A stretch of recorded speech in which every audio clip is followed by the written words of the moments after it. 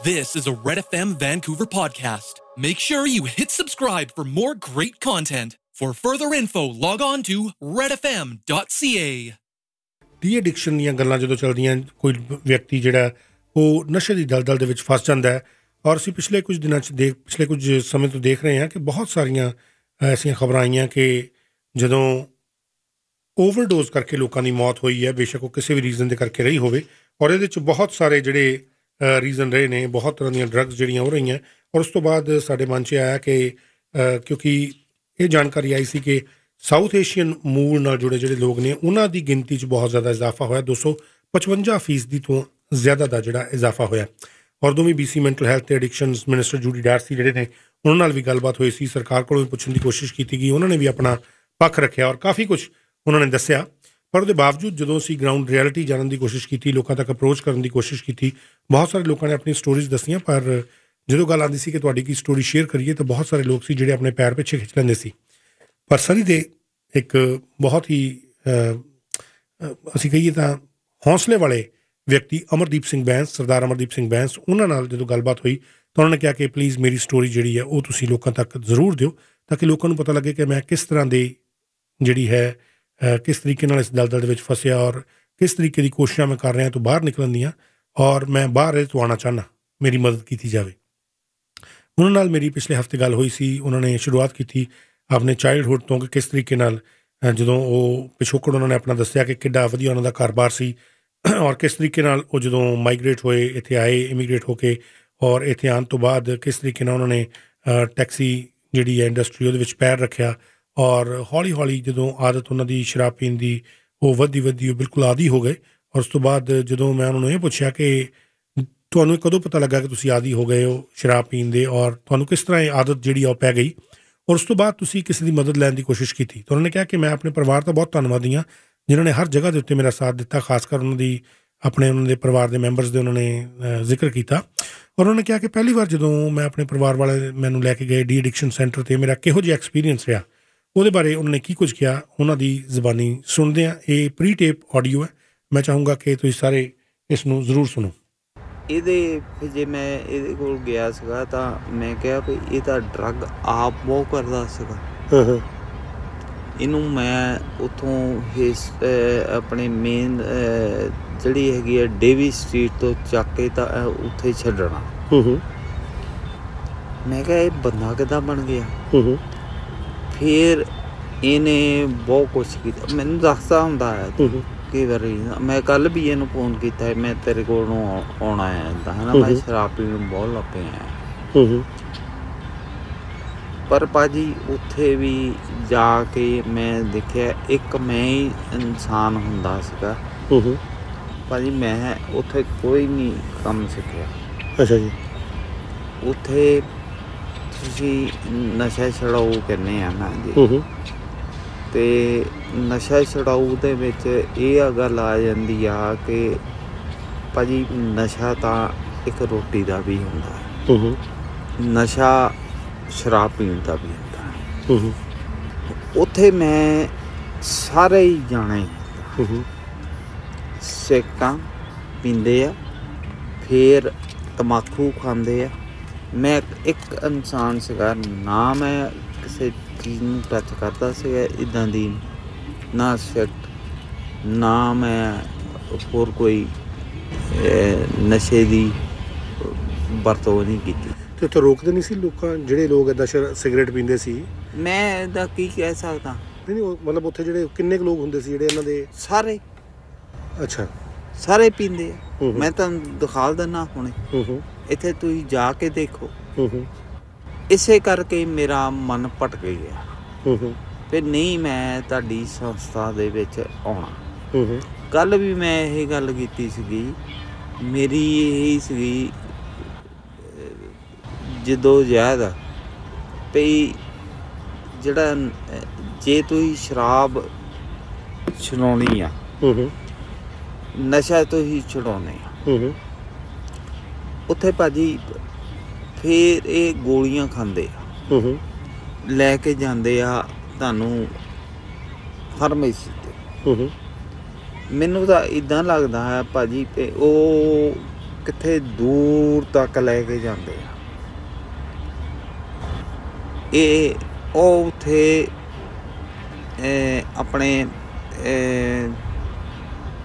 Boundary 'ਤੇ ਉੱਥੇ ਲੈ ਕੇ ਜਾਂਦੇ ਆ। ਮੈਨੂੰ ਤਾਂ ਉਹ ਡਾਕਟਰ ਦੀ ਨਹੀਂ ਸਮਝ ਆਉਂਦੀ। ਮੈਨੂੰ ਇਹਨਾਂ ਨਾਲ ਤਾਂ ਇੱਦਾਂ ਲੱਗਦਾ ਹੈ ਵੀ ਉਹਨੇ ਕਮਿਸ਼ਨ ਕੀਤਾ, ਮੈਨੂੰ ਲੈ ਕੇ ਗਏ।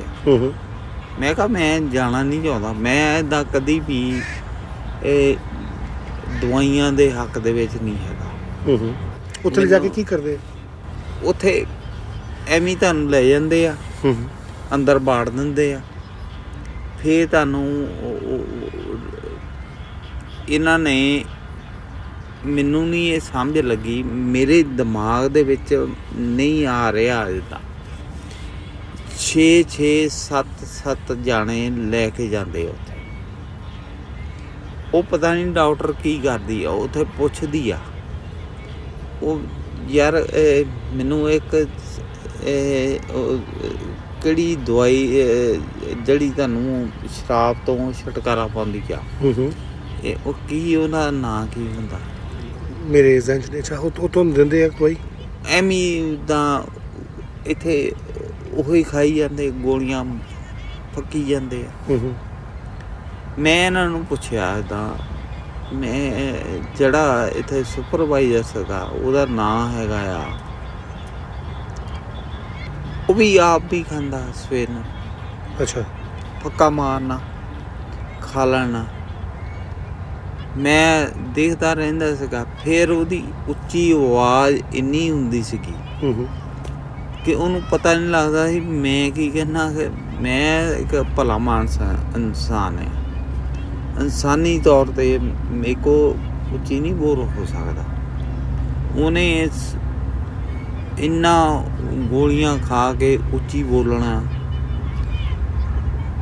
ਫਿਰ ਤੁਹਾਡੇ ਨਾਲ ਮਿਸਬਿਹੇਵ ਕਰਨਾ। ਇੱਕ ਕੋਈ ਸੰਸਥਾ ਇੱਦਾਂ ਦੀ ਹੈ ਨਹੀਂ ਗੀ। ਇਹਨਾਂ ਨੇ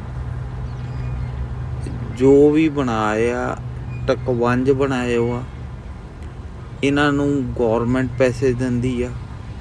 ਇੱਥੇ ਹੱਟੇ ਗੱਟੇ ਬੈਠੇ ਆ, ਇੱਥੇ ਜਾ ਕੇ ਦੇਖੋ ਤੁਸੀਂ ਇਹਨਾਂ ਦਾ ਜਿਹੜੇ ਕੰਮ ਕਰ ਸਕਦੇ ਆ। ਅੱਜ ਮੈਂ ਠੀਕ ਆ, ਮੈਂ ਇੱਦਾਂ ਨਹੀਂ ਕੰਮ ਕਰ ਸਕਦਾ ਕਿਉਂਕਿ ਮੇਰੇ ਪ੍ਰੋਬਲਮ ਹੈ। ਮੈਨੂੰ ਆਹ ਦੇਖੋ, ਆਹ ਦੇਖੋ, ਆਹ ਦੇਖੋ ਸਾਰਾ ਕੁਛ। ਮੈਂ ਜੇ ਡਿਸੇਬਿਲਟੀ ਵੀ ਲਈ ਆ, ਮੈਂ ਲਈ ਹੈ ਇਸ ਕਰਕੇ ਕਿ ਮੈਂ ਠੀਕ ਨਹੀਂ ਹੈਗਾ, ਕਿਉਂਕਿ ਮੇਰਾ ਹੱਕ ਵੀ ਬਣਦਾ। ਮੈਂ ਕੰਮ ਬਹੁਤ ਕੀਤਾ। ਸੋ ਤੁਸੀਂ ਇਹ ਸੁਣਿਆ ਕਿ ਇਹ ਆਪਣੇ ਜਿਹੜੇ ਪਹਿਲੇ ਡੀ ਐਡਿਕਸ਼ਨ ਸੈਂਟਰ 'ਚ ਗਏ ਸੀ, ਉੱਥੋਂ ਦੀ ਦਾਸਤਾਨ ਦੱਸ ਰਹੇ ਸੀ ਕਿ ਕਿਹੋ ਜਿਹਾ ਐਕਸਪੀਰੀਅੰਸ ਸੀ, ਕਿਸ ਤਰੀਕੇ ਨਾਲ ਉੱਥੇ ਰੱਖਿਆ ਜਾਂਦਾ ਸੀ। ਔਰ ਇਹਨਾਂ ਨੇ ਕਿਹਾ ਕਿ ਉੱਥੇ ਦੇ ਬਹੁਤ ਸਾਰੇ ਜਿਹੜੇ ਲੋਕ ਸੀ, ਇਹਨਾਂ ਨੇ ਕਈ ਤਰ੍ਹਾਂ ਦੇ ਉਹਨਾਂ ਦੇ ਜਿਹੜੇ ਐਕਸਪੀਰੀਅੰਸ ਰਹੇ ਉਹ ਸ਼ੇਅਰ ਕੀਤੇ ਸਾਡੇ ਨਾਲ। ਔਰ ਜਦੋਂ ਇਹਨਾਂ ਨਾਲ ਗੱਲ ਹੋ ਰਹੀ ਸੀ, ਦੇਖੋ ਇਹਦੇ 'ਚ 2-3 ਚੀਜ਼ਾਂ ਕਿ ਅਸੀਂ ਐਜ਼ ਜੱਜ ਬਣ ਕੇ ਕੋਈ ਕਿਸੇ ਫੈਸਲੇ 'ਤੇ ਨਹੀਂ ਆ ਸਕਦੇ, ਪਰ ਜਦੋਂ ਤੁਸੀਂ ਕਿਸੇ ਦੀ ਗੱਲ ਸੁਣਦੇ ਹੋ ਤਾਂ ਤੁਹਾਨੂੰ ਬਹੁਤ ਐਕਟਿਵਲੀ ਔਰ ਬਹੁਤ ਧਿਆਨ ਦੇ ਨਾਲ ਤੁਹਾਨੂੰ ਉਹਨਾਂ ਦੀ ਗੱਲ ਸੁਣਨੀ ਪੈਂਦੀ ਹੈ। ਔਰ ਉਹਨਾਂ ਦੀ ਗੱਲ ਸੁਣਨ ਵਾਸਤੇ ਪੇਸ਼ੈਂਸ ਬਹੁਤ ਚਾਹੀਦਾ, ਖਾਸ ਤੌਰ 'ਤੇ ਉਹ ਲੋਕ ਜਿਹੜੇ ਇਸ ਵੇਲੇ ਨਸ਼ੇ ਦੇ ਕਰਕੇ ਜਾਂ ਕਿਸੇ ਵੀ ਤਰੀਕੇ ਦੇ ਨਾਲ ਇਸ ਦਲਦਲ ਦੇ ਵਿੱਚ ਫਸੇ ਹੋਏ ਆ, ਚਾਹੇ ਉਹ ਕਿਸੇ ਦੇ ਘਰ ਦੇ ਵਿੱਚ ਵੀ ਨੇ। ਜੇਕਰ ਅਸੀਂ ਸਮਾਂ ਹੀ ਨਹੀਂ ਦਿਆਂਗੇ, ਉਹਨਾਂ ਦੀ ਗੱਲ ਨਹੀਂ ਸੁਣਾਂਗੇ, ਤਾਂ ਉਹ ਡੈਫੀਨੇਟਲੀ ਆਪਣੇ ਆਪ ਨੂੰ ਦੂਸਰੇ ਨਾਲੋਂ ਅਲੱਗ ਕਰਨ ਦੀ ਕੋਸ਼ਿਸ਼ ਕਰਨਗੇ। ਜੋ ਕਿ ਇਸ ਕੇਸ ਦੇ ਵਿੱਚ ਇਹਨਾਂ ਨੇ ਜਿਸ ਤਰ੍ਹਾਂ ਕਿਹਾ ਕਿ ਮੈਂ ਉੱਥੇ ਜਿੱਥੇ ਡੀ ਐਡਿਕਸ਼ਨ ਸੈਂਟਰ 'ਤੇ ਜਾਂਦਾ ਸੀ, ਜਦੋਂ ਮੈਂ ਉੱਥੇ ਦੇ ਹਾਲਾਤ ਦੇਖੇ ਤਾਂ ਮੇਰਾ ਉੱਥੇ ਜਾਣ ਨੂੰ ਦਿਲ ਨਹੀਂ ਸੀ ਕਰਦਾ।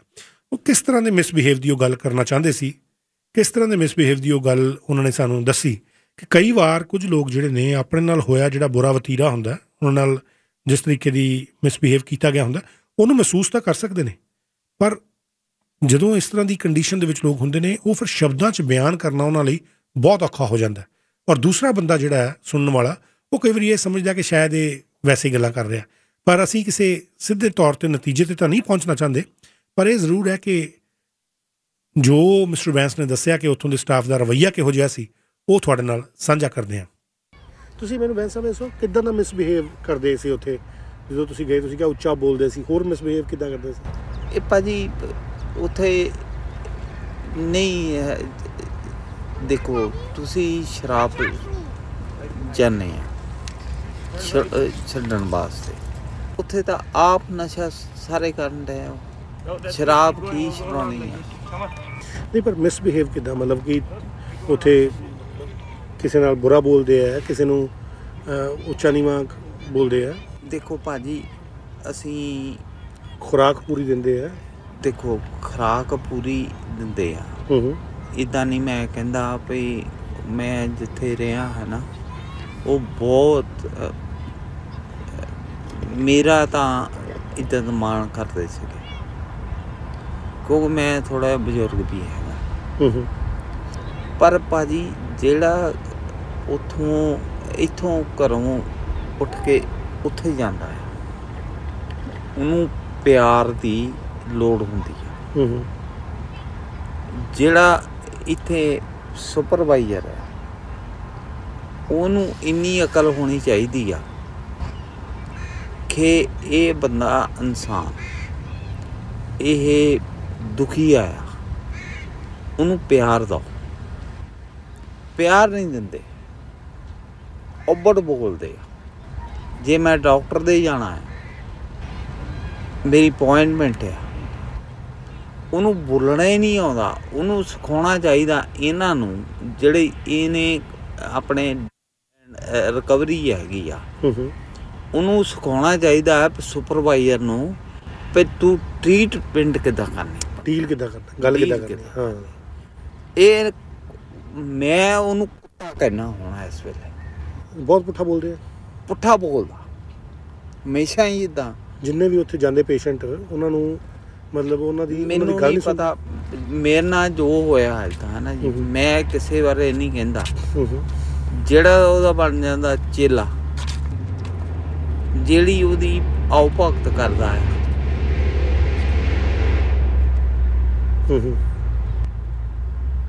ਉਹਦਾ ਤਾਂ ਉਹ ਬਣ ਜਾਂਦਾ ਆ ਮਿੱਠੂ। ਤੇ ਜਿਹੜਾ ਮੇਰੇ ਵਰਗਾ ਖੜਕੂ ਬੰਦਾ ਆ, ਉਹਦਾ ਦੁਸ਼ਮਣ ਬਣ ਜਾਂਦਾ। ਕੀ ਕਰਦਾ ਦੁਸ਼ਮਣ ਬਣ ਕੇ? ਦੇਖੋ ਗੱਲ ਏਦਾਂ ਹੁੰਦੀ ਆ, ਮੈਨੂੰ ਇਹ ਜਿਸ ਵੇਲੇ ਤੁਸੀਂ ਮਜਬੂਰੀ 'ਚ ਜਾਂਦੇ ਆ ਨਾ ਜੀ, ਹਾਂਜੀ, ਤੇ ਤੁਹਾਨੂੰ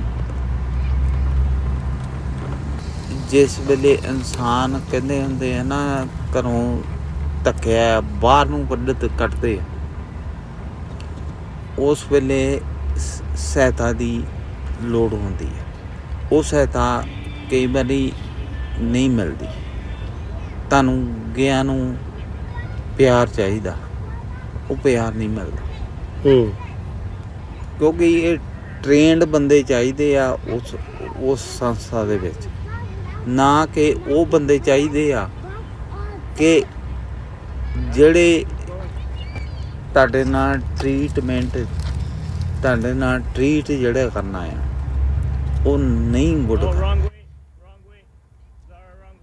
ਕਿਉਂਕਿ ਮੈਂ ਇੱਥੋਂ ਸਿੱਖਿਆ ਹੀ ਲਈ ਆ, ਇਹ ਕਿੱਥੇ ਨੂੰ ਜਾਵਾਂ ਮੈਂ।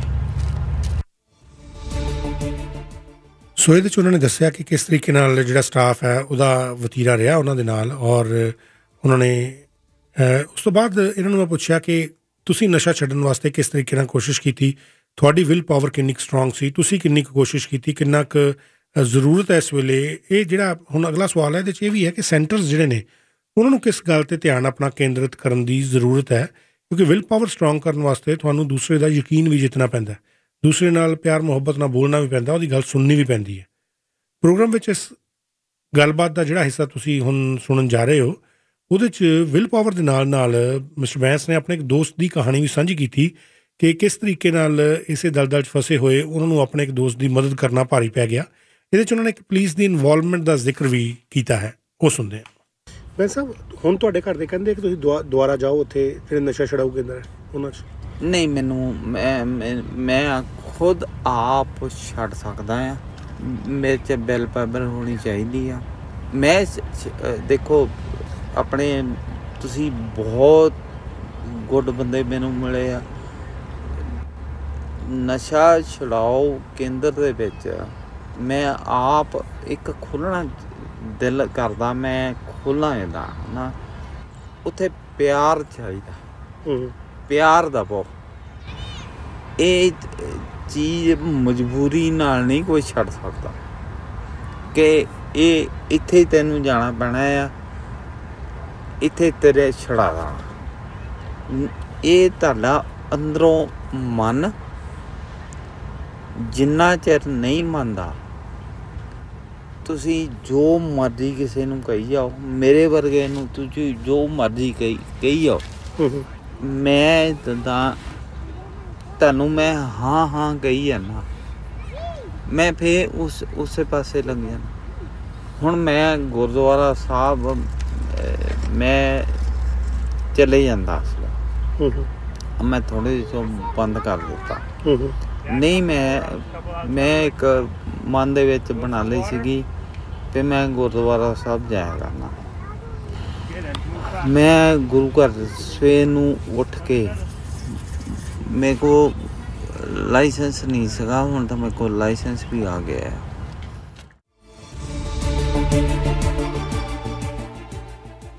ਮੈਂ ਤੁਹਾਡਾ ਹੋਸਟ ਸਮੀਰ ਕੌਸ਼ਲ। ਅਸੀਂ ਗੱਲਬਾਤ ਜਿਹੜੀ ਪ੍ਰੀ ਰਿਕਾਰਡ ਕੀਤੀ ਹੋਈ ਹੈ ਸਰਦਾਰ ਅਮਰਦੀਪ ਸਿੰਘ ਬੈਂਸ ਉਹਨਾਂ ਦੇ ਨਾਲ, ਉਹ ਸੁਣ ਰਹੇ ਹਾਂ ਕਿ ਕਿਸ ਤਰੀਕੇ ਨਾਲ ਨਸ਼ੇ ਦੀ ਦਲਦਲ ਦੇ ਵਿੱਚ ਫਸ ਕੇ ਸ਼ਰਾਬ ਦੀ ਉਹਨੂੰ ਆਦਤ ਲੱਗ ਗਈ, ਔਰ ਬਹੁਤ ਸਾਰੇ ਜਿਹੜੇ ਡੀ ਐਡਿਕਸ਼ਨ ਸੈਂਟਰਸ ਨੇ ਉਹਨਾਂ ਦੇ ਮੁਤਾਬਕ ਉਹ ਉੱਥੇ ਗਏ, ਔਰ ਕਿਸ ਤਰੀਕੇ ਦੇ ਨਾਲ ਉੱਥੇ ਉਹਨਾਂ ਦਾ ਤਜਰਬਾ ਰਿਹਾ, ਔਰ ਉਹਨਾਂ ਨੇ ਆਪਣੀ ਜਿਹੜੀ ਹੱਡਬੀਤੀ ਉਹ ਸੁਣਾਈ। ਕਿਸ ਤਰੀਕੇ ਨਾਲ ਉਹਨਾਂ ਦੱਸਿਆ ਕਿ ਇਸੇ ਦੌਰਾਨ ਹੀ ਆਪਣੇ ਇੱਕ ਦੋਸਤ ਦੀ ਮਦਦ ਕਰਨਾ ਕਿਵੇਂ ਉਹਨਾਂ ਨੂੰ ਭਾਰੀ ਪੈ ਗਿਆ, ਉਹ ਵੀ ਸੁਣਦੇ ਹਾਂ। ਬੈਂਸ ਸਾਹਿਬ, ਹੁਣ ਜਦੋਂ ਤੁਸੀਂ ਉੱਥੇ ਨਹੀਂ ਹੋ, ਜਿਹੜਾ ਨਸ਼ਾ ਛੁਡਾਊ ਕੇਂਦਰ ਹੈ, ਕੀ ਉਹਨਾਂ ਵੱਲੋਂ ਕਦੀ ਅਪਰੋਚ ਕੀਤੀ ਗਈ ਕਿ ਤੁਸੀਂ ਆਓ ਦੁਬਾਰਾ ਇੱਥੇ ਰਹੋ, ਤੁਹਾਡਾ ਨਸ਼ਾ ਛੁਡਾਈਏ? ਨਹੀਂ ਭਾਜੀ, ਮੈਂ ਦੇਖੋ ਜਿਹੜੀ ਹੈਗੀ ਆ ਰੋਸ਼ਨੀ ਵਾਲਿਆਂ ਨੂੰ, ਉਹਨਾਂ ਨੂੰ ਅਪਰੋਚ ਕੀਤੀ ਸੀ। ਇੱਕ ਦਿਨ ਮੈਂ ਨਾ ਭਾਜੀ ਇੱਦਾਂ ਦਾ ਇਨਸਾਨ ਹੈ, ਮੈਂ ਸਾਰਿਆਂ ਦਾ ਭਲਾ ਕਰਨਾ ਚਾਹੁੰਦਾ ਹਾਂ। ਮੈਂ ਇੱਥੇ ਕਿਉਂਕਿ ਮੈਂ ਸਕਿਨ ਦੀਆਂ ਟ੍ਰੀਟਮੈਂਟ ਲੈਂਦਾ ਆ, ਗੋਲੀਆਂ ਖਾਂਦਾ ਆ ਇੱਦਾਂ, ਉਹ ਮੈਂ ਖਾ ਕੇ ਤਾਂ ਮੈਨੂੰ ਉਹਨਾਂ ਥੋੜ੍ਹਾ ਜਿਹਾ ਨਸ਼ਾ ਜਿਹਾ ਹੋ ਜਾਂਦਾ। ਮੈਨੂੰ ਇੱਕ ਦੋਸਤ ਦਾ ਫੋਨ ਆਇਆ, ਮੈਂ ਉਹਦਾ ਭਲਾ ਕਰਨ ਗਿਆ, ਇੱਥੋਂ ਟੈਕਸੀ ਕੀਤੀ, ਟੈਕਸੀ ਕਰਕੇ ਮੈਂ ਉਹਨੂੰ ਦੇਖਣ ਗਿਆ। ਉੱਥੇ ਉਹ ਬੰਦੇ ਨੂੰ ਇੱਕ ਤਾਂ ਉਹਦੇ ਨਾਲ ਦਾ ਮਰ ਗਿਆ। ਇੱਥੋਂ ਨਸ਼ਾ ਛੁਡਾਊ ਕੇਂਦਰ ਜਦੋਂ ਗਏ ਸੀਗੇ, ਉਹ ਤੋਂ ਬਾਅਦ ਦੇ ਵਿੱਚ ਮੈਂ ਉਹਦਾ ਸਾਰੀ ਬੇਸਮੈਂਟ ਸਾਫ਼ ਕੀਤੀ, ਉਹਨੇ ਰੋਟੀਆਂ ਖਿਲਾਰੀਆਂ ਇੱਧਰ ਉੱਧਰ ਸੁੱਟਿਆ, ਅਤੇ ਮੈਂ ਉਹਨੂੰ ਠਾਲਣ ਦੀ ਕੋਸ਼ਿਸ਼ ਕੀਤੀ। ਤਾਂ ਉੱਥੇ ਕੀ ਹੋਇਆ ਕਿ ਉਹਨਾਂ ਨੇ ਘਰ ਵਾਲਿਆਂ ਨੇ ਪੁਲਿਸ ਸੱਦੀ ਹੋਈ ਸੀ। ਅੱਛਾ, ਮੈਂ ਉਹਨੂੰ ਕਿਹਾ ਕਿ ਮੇਰਾ ਦਿਲ ਕਰਦਾ ਕੁਛ ਪੀਣ ਨੂੰ। ਮੈਨੂੰ ਕਹਿੰਦਾ ਕਿ ਉਹ ਫਰਿੱਜ ਦੇ ਵਿੱਚ ਲੈ ਲਾ, ਉਹਦੇ ਵਿੱਚ ਪਾਈ ਹੋਈ ਸ਼ਰਾਬ, ਟਕੀਲਾ, ਮੈਂਗੋ ਜੂਸ, ਉੱਥੇ ਮੇਰੇ ਚਾਰਜ ਲਾ। ਮੈਂ ਤਾਂ ਬੜਾ ਅਪਸੈਟ ਹੋਇਆ, ਮੈਨੂੰ ਉਹ ਲੈ ਗਏ। ਕੌਣ ਲੈ ਗਏ? ਪੁਲਿਸ ਵਾਲੇ। ਅੱਛਾ ਜੀ। ਮੇਰੇ 'ਤੇ ਇੱਕ ਪਤਾ ਨਹੀਂ ਕਿਹੜਾ ਚਾਰਜ ਲਾਇਆ ਮੈਨੂੰ ਭਾਜੀ। ਜਿੱਦਾਂ ਮੇਰੀ ਜ਼ਿੰਦਗੀ ਹੈ ਨਾ, ਬਹੁਤ ਜਿੱਦਾਂ ਅਪਸੈਟ ਹੋਈ ਹੋਆ। ਨਹੀਂ, ਜੋ ਤੁਸੀਂ ਰੋਸ਼ਨੀ ਨਾਲ ਅਪਰੋਚ ਕੀਤਾ, ਰੋਸ਼ਨੀ ਨੇ ਕੀ ਕਿਹਾ? 2 ਦਿਨ ਸੱਦਿਆ, ਉੱਥੇ ਤੁਹਾਨੂੰ ਪੁੱਛਦੇ ਆ ਗੱਲਬਾਤ, ਤੁਸੀਂ ਕੀ ਕੀਤਾ। ਅੱਛਾ, ਉਹ ਤੋਂ ਬਾਅਦ ਵਿੱਚ ਕਹਿੰਦੇ ਸਾਡੇ ਕੋਲ ਬੰਦੇ ਬਹੁਤ ਹੋ ਗਏ ਆ, ਮੈਨੂੰ ਕਹਿੰਦੇ ਉਸ ਦਿਨ ਇਹ 5 ਜਾਣੇ ਬਹਿ ਸਕਦੇ ਆ, ਕਿਉਂਕਿ ਤੁਹਾਨੂੰ 6 ਫੀਟ ਦਾ ਰੱਖਣਾ ਪੈਂਦਾ ਹੈ ਨਾ। ਅਤੇ ਰੋਸ਼ਨੀ ਵਾਲਿਆਂ ਨੂੰ ਮੈਂ ਕਿਹਾ ਵੀ ਮੈਂ ਥੋੜ੍ਹਾ ਜਿਹਾ ਤਾਂ ਹੈਗਾ ਆ, ਇਹ ਸ਼ਰਾਬ ਪੀਣ ਦਾ ਆਦੀ ਹੋ ਗਿਆ ਆ, ਕਿ ਤੁਸੀਂ ਮੈਨੂੰ ਹੈਲਪ ਕਰੋ। ਚਲੋ ਉੱਥੇ 2 ਦਿਨ ਮੈਂ ਗਿਆ। 2 ਦਿਨਾਂ ਤੋਂ ਬਾਅਦ ਮੈਨੂੰ ਕਹਿ ਤਾ ਕਿ ਸਾਡੇ ਕੋਲ ਬੰਦੇ ਬਹੁਤ ਜ਼ਿਆਦਾ ਹੈ ਅਤੇ ਅਸੀਂ ਤੈਨੂੰ ਫੋਨ ਕਰਾਂਗੇ। ਨਾ ਉਹਨਾਂ ਦਾ ਫੋਨ ਆਇਆ ਮੈਨੂੰ, ਨਾ ਮੈਂ ਗਿਆ। ਇਹ ਕਦੋਂ ਦੀ ਗੱਲ ਹੈ? ਇਹ ਹੁਣ ਦੀ ਗੱਲ ਹੈ। ਹੁਣ ਮਤਲਬ ਕਦੋਂ? ਆਹ ਵੀ ਬੁੱਧਵਾਰ ਲਾਉਂਦੇ ਹੁੰਦੇ ਆ ਕਲਾਸ। ਤੁਹਾਨੂੰ ਦੁਬਾਰਾ ਬੁਲਾਇਆ ਨਹੀਂ ਉਹਨਾਂ ਨੇ? ਨਹੀਂ, ਮੈਨੂੰ ਨਹੀਂ ਸੀ। ਇਹ ਫਿਰ ਰੋਸ਼ਨੀ ਵਾਲੇ ਕੀ ਕਰਦੇ ਇੱਥੇ ਵੀ ਡਿਸਕ੍ਰਿਮੀਨੇਸ਼ਨ ਕਿਉਂ ਨਹੀਂ? ਬੰਦੇ ਦੀ ਕੋਈ ਹੈਲਪ ਨਹੀਂ ਹੈਗੀ। ਹੁਣ ਇਹ ਸੰਸਥਾ ਬਣੀ ਆ, ਇਹ ਤੁਹਾਡੇ ਕੋਲੋਂ ਪੈਸੇ ਲੈਂਦੀਆਂ। ਕਿੰਨੇ ਪੈਸੇ ਲੈਂਦੇ ਤੁਹਾਡੇ? ਦੇਖੋ ਜੀ, ਮੈਂ ਤੁਹਾਨੂੰ ਜਿਹੜੀ ਆ ਇਹ ਛਡਾਉਣ ਵਾਲੇ ਆ, ਚਲੋ ਰੋਟੀ ਪਾਣੀ ਵੀ ਤੁਹਾਨੂੰ ਦਿੰਦੇ ਆ, ਸਾਰਾ ਕੁਛ ਵਿੱਚੇ ਇਨਕਲੂਡ ਹੁੰਦਾ ਹੈ। ਰੋਟੀ ਪਾਣੀ ਵੀ ਦਿੰਦੇ ਭਾਜੀ, ਸਾਰਾ ਕੁਝ ਦਿੰਦੇ ਆ, ਪਰ $1000 ਫਿਰ ਕਹਿੰਦੇ ਸੀਗੇ ਅਸੀਂ ਰਿਹਾਇਸ਼ ਵੀ ਵਿੱਚ ਹੀ ਹੁੰਦੀ ਆ। $1000 ਰੋਟੀ ਪਾਣੀ ਦਾ ਹੁੰਦਾ, ਸਾਰਾ ਵਿੱਚ ਹੀ। ਇੱਕ ਬੈਡਰੂਮ 'ਚ 2 ਜਾਣੇ। ਜੇ ਨਹੀਂ ਹੁਣ ਇਹਨਾਂ ਦੇ ਭਾਜੀ ਹੁੰਦੇ ਆ, ਮੈਂ ਤੁਹਾਨੂੰ ਇਹ ਹੁੰਦੀ ਆ ਕਿ ਇਹ ਤੋਂ ਵੱਧ ਨਹੀਂ ਬੰਦੇ ਰੱਖ ਸਕਦੇ। ਲਿਮਿਟ ਹੁੰਦੀ? ਲਿਮਿਟ ਹੁੰਦੀ। ਇਹ ਤੁਸੀਂ ਗੌਰਮੈਂਟ ਨੂੰ ਪੁੱਛ ਸਕਦੇ। ਇਹ ਫਿਰ ਓਵਰ ਵੀ ਰੱਖ ਲੈਂਦੇ। ਓਵਰ ਰੱਖਦੇ? ਹੁਣ ਮੇਰਾ ਜਿਹੜਾ ਹੈਗਾ ਸੀਗਾ ਜਾਣ ਦਾ ਮੇਰਾ ਇਰਾਦਾ ਸੀਗਾ, ਪਰ ਉੱਥੇ ਮੇਰਾ ਮੰਨੇ ਨਹੀਂ ਮੰਨਦਾ। ਮੈਨੂੰ ਪਿਆਰ ਚਾਹੀਦਾ ਭਾਜੀ। ਮੈਂ ਇੱਥੇ ਆਣ ਕੇ ਇਹਨਾਂ ਨਾਲ ਪਿਆਰ ਕਰਦਾ, ਜਦ ਪਿਆਰ ਹੀ ਹੈ ਨਹੀਂ ਗਾ ਕਿਸੇ ਚੀਜ਼ ਨਾਲ। ਮੈਨੂੰ ਕੋਈ ਲੈਣ ਦੇਣ ਨਹੀਂ ਗਾ ਹੈਗਾ ਕਿਸੇ ਚੀਜ਼ ਨਾਲ ਨਹੀਂ। ਸੋ ਤੁਸੀਂ ਸੁਣਿਆ ਕਿ ਕਿਸ ਤਰੀਕੇ ਦਾ ਇਹਨਾਂ ਦਾ ਐਕਸਪੀਰੀਅੰਸ ਇਹਨਾਂ ਕਲੀਨਿਕਸ ਜਿਹੜੇ ਹੋਰ ਨਾ ਕਲੀਨਿਕਸ ਨੇ, ਸੈਂਟਰਸ ਨੇ, ਔਰ ਈਵਨ ਰੋਸ਼ਨੀ ਕਲੀਨਿਕ 'ਤੇ ਵਜਿਆ। ਕਾਫੀ ਇਹਨਾਂ ਨੇ ਗੱਲਾਂ ਹੋਰ ਕਹੀਆਂ, ਕਿਉਂਕਿ ਇਹ ਬਹੁਤ ਲੰਬੀ ਇੰਟਰਵਿਊ ਸੀ। ਇਹਦੇ 'ਚੋਂ ਜਿਹੜੇ ਕੁਛ ਮੁੱਖ ਹਿੱਸੇ ਨੇ ਤੁਹਾਡੇ ਨਾਲ ਸ਼ੇਅਰ ਕੀਤੇ ਗਏ ਨੇ। ਔਰ ਸਾਡੇ ਸਮਾਜ ਵਿੱਚ ਮਿਸਟਰ ਬੈਂਸ ਵਰਗੇ ਬਹੁਤ ਸਾਰੇ ਲੋਕ ਨੇ ਜਿਹੜੇ ਅਲੱਗ-ਅਲੱਗ ਤਰ੍ਹਾਂ ਦੇ ਨਸ਼ਿਆਂ ਦੇ ਵਿੱਚ ਫਸੇ ਹੋਣਗੇ, ਇਸ ਦਲਦਲ ਦੇ ਵਿੱਚ ਫਸੇ ਹੋਣਗੇ। ਕੋਈ ਨਹੀਂ ਚਾਹੁੰਦਾ ਫਸਣਾ, ਪਰ ਜਦੋਂ ਫਸ ਜਾਓ ਤਾਂ ਫਿਰ ਬਾਹਰ ਨਿਕਲਣਾ ਬਹੁਤ ਮੁਸ਼ਕਿਲ ਹੋ ਜਾਂਦਾ। ਔਰ ਨਾ ਸਿਰਫ ਉਸ ਵਿਅਕਤੀ ਵਾਸਤੇ ਜਿਹੜਾ ਕਿ ਨਸ਼ੇ ਕਰਦਾ, ਪਰ ਉਹਨਾਂ ਦੇ ਪਰਿਵਾਰਾਂ ਵਾਸਤੇ ਵੀ ਇੱਕ ਬਹੁਤ ਵੱਡੀ ਚੁਣੌਤੀ ਬਣ ਜਾਂਦੀ ਹੈ। ਪਰ ਨਾਲ ਦੇ ਨਾਲ ਮੈਂ ਵੀ ਕਹਿਣਾ ਚਾਹੂੰਗਾ ਕਿ ਹਰ ਕਿਸੇ ਦੇ ਵਿੱਚ ਮਿਸਟਰ ਬੈਂਸ ਵਰਗਾ ਹੌਸਲਾ ਵੀ ਨਹੀਂ ਹੁੰਦਾ। ਇਹਨਾਂ ਵਿੱਚੋਂ ਕਈ ਲੋਕ ਨੇ ਜੋ ਸ਼ਰਮ ਕਰਕੇ ਕਿਸੇ ਅਣਜਾਣੇ ਡਰ ਤੋਂ ਆਪਣੀ ਗੱਲ ਜਿਹੜੀ ਹੈ ਉਹ ਸਾਹਮਣੇ ਨਹੀਂ ਲਿਆਉਣਾ ਚਾਹੁੰਦੇ। ਪਰੇਸ਼ਾਨ ਉਹ ਵੀ ਨੇ। ਸਮਾਜ ਜਾਂ ਪਰਿਵਾਰ ਦੀ ਸ਼ਰਮ ਦੇ ਚਲਦਿਆਂ ਉਹ ਹਰ ਰੋਜ਼ ਮਰ ਰਹੇ ਨੇ।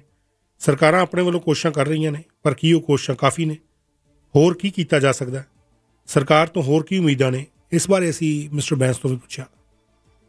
ਸੁਣਦੇ ਹਾਂ ਉਹਨਾਂ ਨੇ ਕੀ ਕਿਹਾ ਕਿ ਕਿਸ ਤਰ੍ਹਾਂ ਦੀਆਂ ਐਕਸਪੈਕਟੇਸ਼ਨ ਉਹ ਸਮਝਦੇ ਨੇ ਕਿ ਸਰਕਾਰ ਦੇ ਕੋਲੋਂ ਰੱਖਦੇ ਨੇ। ਹੁਣ ਤੁਹਾਨੂੰ ਕੀ ਲੱਗਦਾ ਕਿ ਕੀ ਸਰਕਾਰ ਨੂੰ ਹੋਰ ਕੀ ਕਰਨਾ ਚਾਹੀਦਾ ਹੈ? ਇੱਦਾਂ ਦੇ ਜਿਹੜੇ ਨਸ਼ਾ ਮੁਕਤੀ ਕੇਂਦਰ ਹੈ, ਕਿੱਦਾਂ ਉਹਨਾਂ ਨੂੰ ਬਣਾਇਆ ਜਾਏ, ਕਿੱਦਾਂ ਉਹਦੇ 'ਚ ਹੈਲਪ ਕੀਤੀ ਜਾਏ ਤਾਂ ਕਿ ਲੋਕ ਜਿਹੜੇ ਨਸ਼ਾ ਛੱਡ ਸਕਣ? ਦੇਖੋ ਭਾਜੀ, ਇਹਨਾਂ ਨੂੰ ਹੁਣ ਮੈਂ ਡੀਟੌਕਸ ਵਾਲਿਆਂ ਦੇ ਵੀ ਗਿਆ। ਮੈਂ 2 ਵੀਕਾਂ ਰਿਹਾ ਸੀ ਉੱਥੇ। ਕਦੋਂ?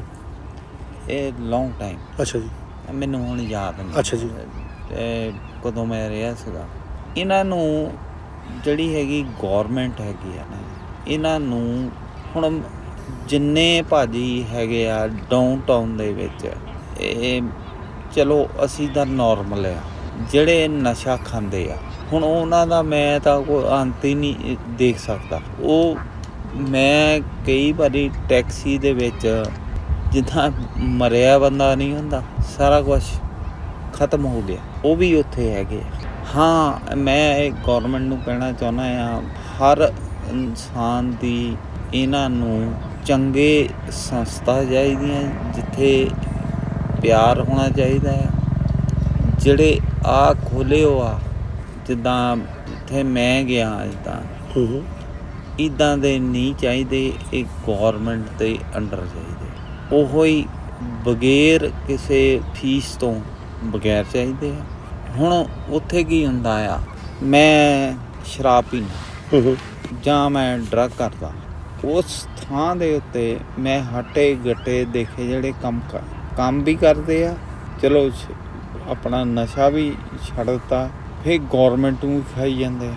ਉਹਨਾਂ ਦੇ ਉੱਤੇ ਪਾਬੰਦੀ ਲਾਉਣੀ ਚਾਹੀਦੀ।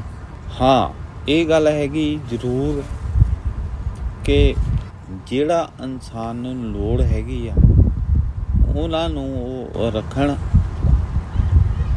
ਅਤੇ ਜਿਹੜੇ ਫਿਰ ਹੁਣ ਕੰਮ ਕਰਨ ਦੇ ਯੋਗ ਹੋ ਜਾਂਦੇ ਆ ਉਹਨਾਂ ਨੂੰ ਕੋਈ ਬੇਸਮੈਂਟ ਲੈ ਕੇ ਦੇਣ, ਹਾਂ ਵੀ ਇਹ ਕੰਮ ਕਰਨ ਦੇ ਯੋਗ ਹੈਗੇ ਆ।